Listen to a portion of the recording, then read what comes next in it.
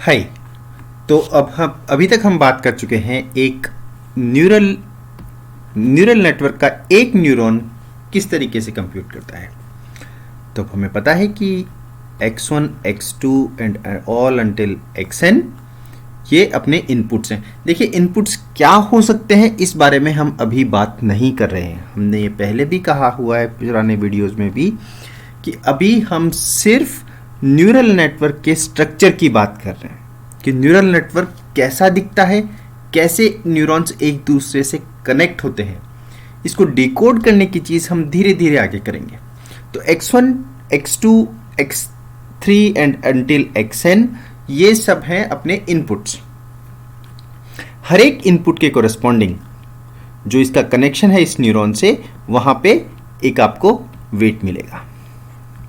ठीक है, तो अगर यहां पे 10 इनपुट्स होंगे तो बेसिकली 10 वेट्स भी होंगे, 20 इनपुट होंगे तो 20 वेट्स भी होंगे and so on.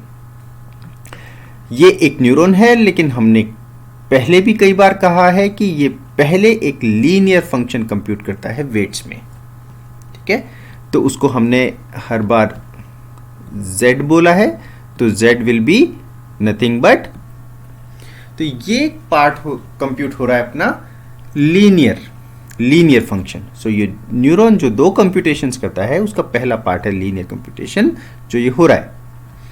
Now second part इसका है कि non linear function of previous computation.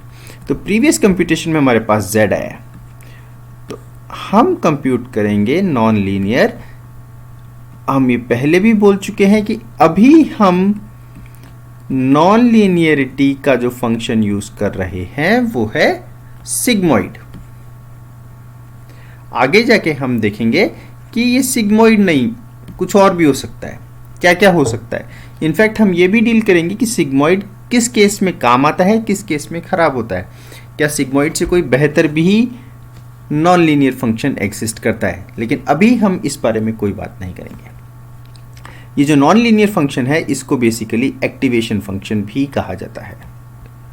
इसको हम कभी एक्टिवेशन फंक्शन बोल देंगे तो कभी हम इसको नॉन लीनियर फंक्शन बोल देंगे, दोनों बेसिकली सेम ही चीज है। तो एक बार जब हमारे पास इस न्यूरॉन का स्ट्रक्चर तैयार हो गया, तो अब हम इसको बेसिकली देखते हैं कि न्यूरल नेटवर्क कैसे बनेगा। वो हम बनाते हैं, अब एक पूरा न्यूरल नेटवर्क बनाते हैं स्क्रैच से।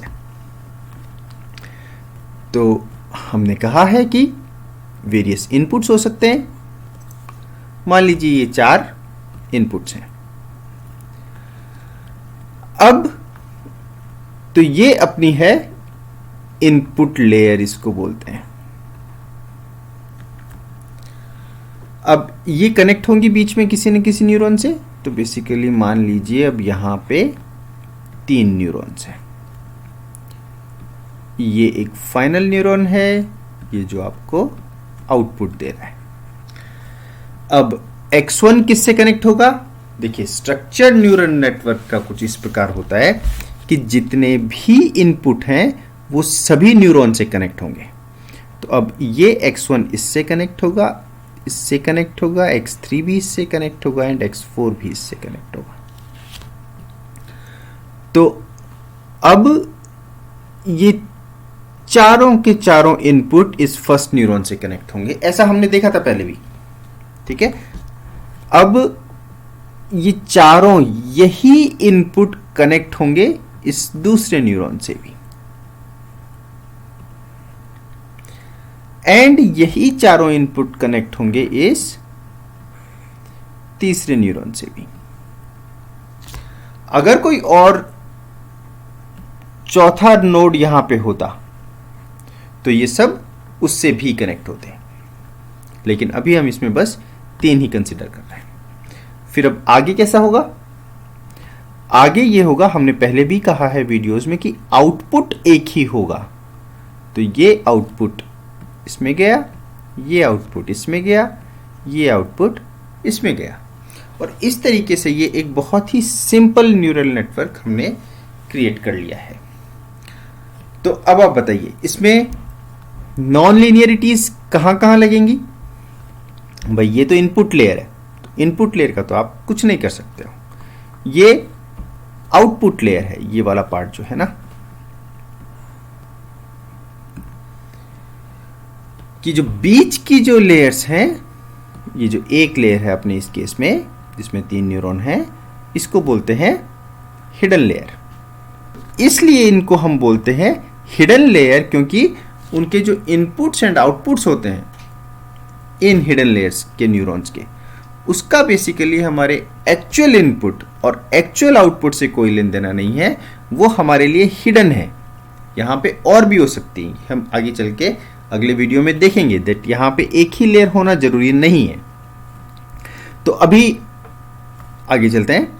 तो अब इसमें आपके देखिए X1 कनेक्ट हुआ इन सब से, तो बताइए इस न्यूरॉन पे क्या कंप्यूटेशंस होंगे।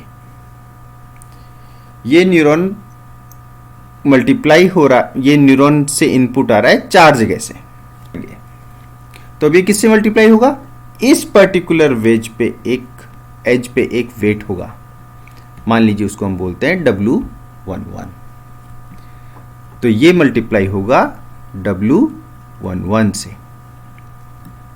प्लस X2, तो अब ये मल्टीप्लाई होगा W12 से एंड सो ऑन। तो इन सब पे कितने वेट्स हो जाएंगे यहां पे टोटल, यहां पे देखिए वेट्स हो जाएंगे 4, तो ये हैं और 3 ये हैं, तो 4 गुणा 3 यहां पे बेसिकली 12 वेट्स हो जाएंगे टोटल। लेकिन ये न्यूरॉन कितने वेट्स में काम करेगा, ये न्यूरॉन काम करेगा सिर्फ 4 वेट्स पे, ठीक है। तो जैसा हमने पहले देखा है, ये सारे वेट्स को इन इनपुट से मल्टीप्लाई करेगा और फिर ये बेसिकली इन सबका सम करने पे हमारा Z आ गया।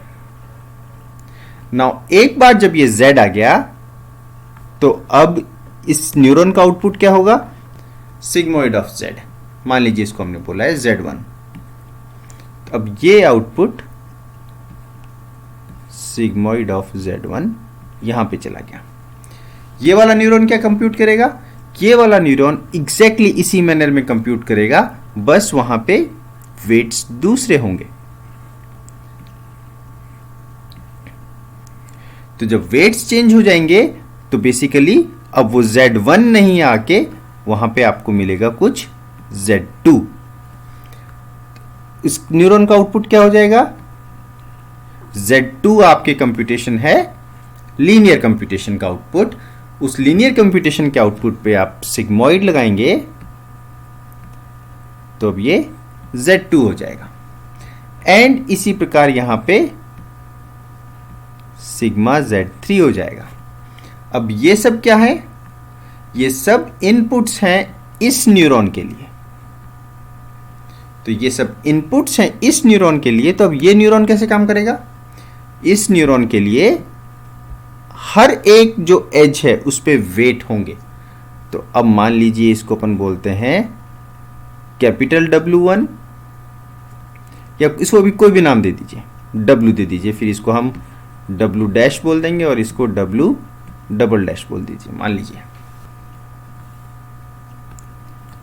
वो कैसे कंप्यूट करेगा, तो अब उसमें देखिए ये करेगा कि W टाइम्स सिग्मा Z1, क्योंकि ये तो वेट है और ये उसकी वैल्यू है, plus W prime times sigma Z2 plus W double prime times Z3। क्या ये आगे जाएगा, नहीं, क्यों नहीं, देखिए यहां पे सिर्फ 3 ही न्यूरॉन से इनपुट आ रहा है। इसको इनपुट की वैल्यू क्या है, इनपुट की वैल्यू है sigma Z1, sigma Z2 and sigma Z3। Weights की वैल्यूज क्या है, वेट्स की वैल्यूज हैं W प्राइम या W डैश और W डबल डैश। ये न्यूरॉन कैसे कंप्यूट करेगा, ये इन सब का लीनियर फंक्शन कंप्यूट करेगा। ये रहा इन सब का लीनियर फंक्शन।